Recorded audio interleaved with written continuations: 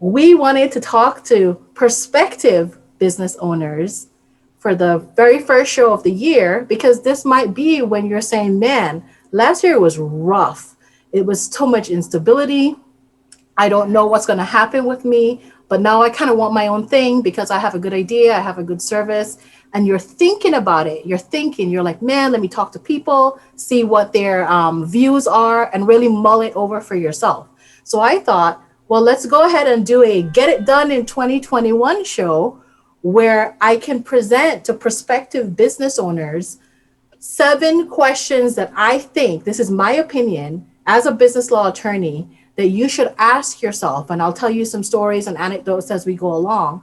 But these are things that you should ask yourself and really dig deep and have that conversation with yourself if entrepreneurship and starting a business is right for you.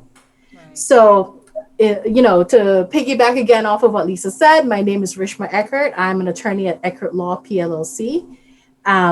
Happy New Year to everyone. Hopefully this year is going to be very prosperous for everyone, and that you make decisions that are great for you and your families.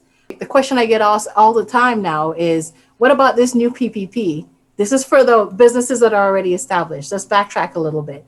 The new PPP has been passed by Congress, and I'm getting questions about, so what is it? How can I apply for it? What's the parameters? How do I get it forgiven? All the things that we sort of discussed last year when they rolled out the first PPP. For those who don't know what it means, it's the Paycheck Protection Program by the government to help businesses that were suffering during the pandemic.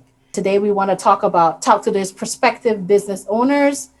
And if you're thinking about having a business, if you want to know what it is that you should be considering, then listen to the questions that I'm asking.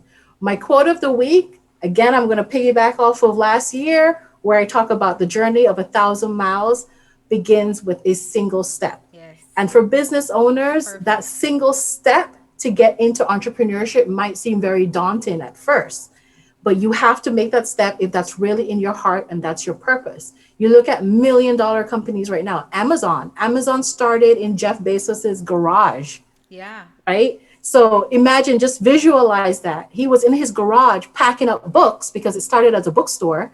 He was packing up books with his wife and shipping it to people, and that's how Amazon started. Now he's the richest man in the world. Well, he's a trillionaire, basically. So the journey of 1,000 miles starts with a single step. You have to be in it to be able to have what these other business owners have. You have to take that Absolutely. step.